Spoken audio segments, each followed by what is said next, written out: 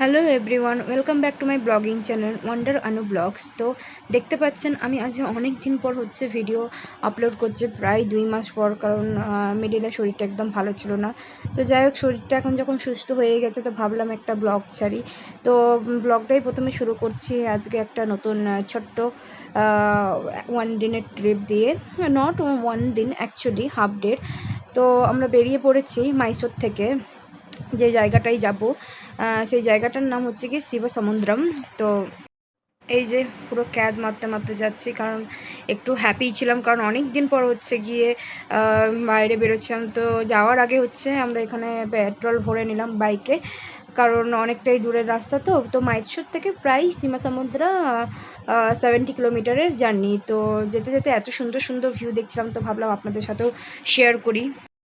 তো দেখতে পাচ্ছেন মেঘও অনেকটা জমেছিল, আর সত্যি কথা বলতে বৃষ্টিও হয়েছিল, এমনটা নয়। তো রাস্তায় দেখতে পাচ্ছেন সাইডে সাইডে জলও জমেছিল। তো এখানকার রাস্তাঘাট মোটামুটি ভালোই, খুব একটা খারাপ নয়। সেই গ্রামের দিকেই হোক আর শহরের দিকে তো ছেড়ে দিন, শহরের দিকে তো খুবই ভালো থাকে, বাট গ্রামের দিকেও খুব সুন্দর ছিল। আর এইদিকে দেখতে পাচ্ছিলাম ইউক্যালিপটাস গাছগুলো, আর দেখতে পাচ্ছেন আমাকে এতটাই ঠান্ডা লাগছিল যে আমি জ্যাকেট পরে নিয়েছিলাম, গলার মধ্যে স্কার্ফ বেঁধে নিয়েছিলাম। হ্যাঁ, বাট রৌদ্রও ছিল, বাট একটু একটু বৃষ্টিও হচ্ছিল। তো যাই হোক, কানে যাতে ঠান্ডা না লাগে, গলায় যাতে ঠান্ডা না লাগে, ওই জন্য আমি ভালো মতন করে নিয়েছিলাম, ঢাকা নিয়ে নিয়েছিলাম। তো এখানে দুটো রাস্তা দেখতে পাচ্ছেন। তো আমরা প্রথমে ভুল রাস্তাটাই নিয়ে নিয়েছিলাম, আমরা এই দিক থেকে ডান দিকের রাস্তাটা নিয়ে নিয়েছিলাম। তো যাই হোক, ডান দিকের রাস্তাটা নেওয়া উচিত হয়নি।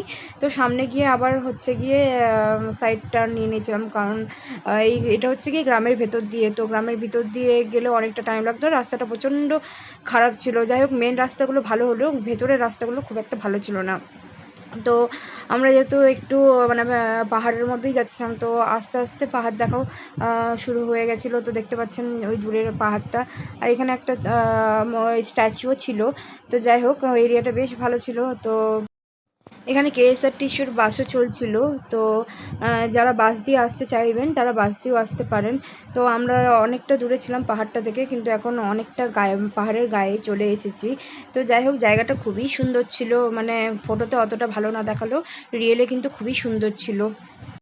তো এই যে গ্রামটা দিয়ে আমরা পেরোলাম, তো এটা গিয়ে আমার একটা স্টুডেন্টের গ্রাম। তো বলেছিল যে ম্যাম যাতে এরা এই রাস্তাটা দিয়ে যায়, তাহলে আমাদের গ্রামটাও দেখতে পাবেন।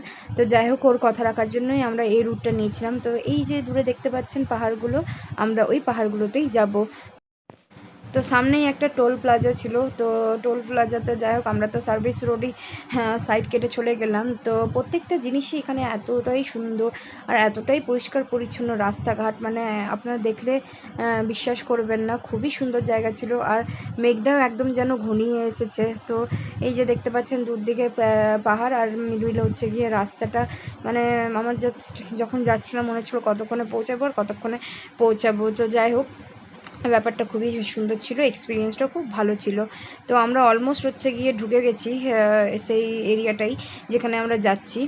তো তো এইখানকার কর্ণাটকের একটা বিশেষ মানে গুণ আছে, যেটা গিয়ে আপনাদের মানে যত জায়গার সাথে সাথে গিয়ে জায়গার পরিবর্তন আসে। মানে আমরা যখন মাইসোরে ছিলাম তখন মাইসোরের ওয়েদারটা অন্যরকম ছিল, আর যতক্ষণে আমরা শিবসমুদ্রম পৌঁছাচ্ছিলাম তখনকার ওয়েদারটা অন্যরকম। তো দেখতে পাচ্ছেন আমরা এতটাই ভেতরে চলে এসেছি যে এখানে এত গাছপালা, মানে বলে বোঝাতে পারবো না। আর সামনে যেই ট্রাফিকগুলো দেখতে পাচ্ছেন, বিশ্বাস করবেন না, 90% মানুষজন ব্যাঙ্গালোর থেকেই ছিল। তো যেহেতু ছুটির দিন ছিল, তো ওই কারণেই এতটাই ভিড়। তো আমাদের আজকের জায়গাটির নাম হলো গগনচুক্কি। তো গগনচুক্কি আমরা ভেতরে ঢুকে পড়েছি। তো এখান থেকে আর জাস্ট 5 মিনিট মতন বাইকে করে গেলে পরেই পৌঁছে যাব সেই ঝর্ণাটার কাছে। তো এখানে আশেপাশে অনেক কিছু ছিল, যাই না কি ব্যাপার না ব্যাপার। আই থিঙ্ক যতদূর মনে হচ্ছিল যেন কোনো যে এখানে গিয়ে জল গিয়ে সঞ্চয় করে রাখে, আর জল দরকার মতন গিয়ে জলটা ছাড়ে। তো যাই হোক, আমরা গগনচুক্কির গিয়ে যে পার্কিং এরিয়াটাই আছে, পার্কিং এরিয়াটাই ঢুকে পড়েছি। আর ওখানে বাইকটা পার্ক করে দিয়ে আর 5 থেকে 10 মিনিটের মতন একটু ওয়াকিং ডিস্টেন্সেই পড়বে সেই সুন্দর জায়গা, যেটা গেলো এত সুন্দর, এতই সুন্দর যে বলে বোঝাতে পারবো না। তো যাই হোক, আমি তো খুব এক্সাইটেড ছিলাম। তো এক্সাইটেড চক্করে আমি একটু ভিডিও নেওয়া শুরু করছিলাম। তো তো এবারে চলে এসেছি সেই জায়গাটায়, যেই জায়গাটা দেখার জন্য আমরা প্রায় 80 কিলোমিটার জার্নি করে এত দূরে এসেছিলাম। তো দেখতে পাচ্ছেন আশেপাশে এতটাই মানে এতগুলো মাঙ্কি ঘুরে বেড়াচ্ছিল, মানে বলে বোঝাতে পারবো না। আপাতত ভিডিওর মধ্যে আমি একটি মাত্রকেই খুঁজে পেয়েছিলাম, আর এখানে হচ্ছে কি হর্স রাইডিংও করছিল। তো যাই হোক, অপেক্ষার অবসান হলো আর চলে এসেছি সেই ঝর্ণার কাছে। এত সুন্দর, এত সুন্দর, মানে বলে বোঝাতে পারবো না। সাদা ফটফটে জল আর ভিড়, মানে এতটাই ভিড় ছিল, যেহেতু ছুটির দিন ছিল ওই জন্য ভিড়টা আরও বেশি। মানে আপনারা যখন সামনে থেকে দেখবেন মানে আরও এত মানে ভালো লাগবে আপনাদেরকে যে আপনি বলে বোঝাতে পারবেন না।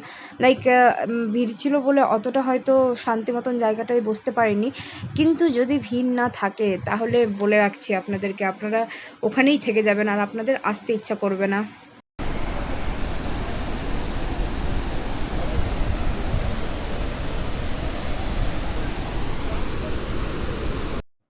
তো যাই হোক, এটা হচ্ছে গিয়ে উপরের এরিয়াটা থেকে ভিডিও।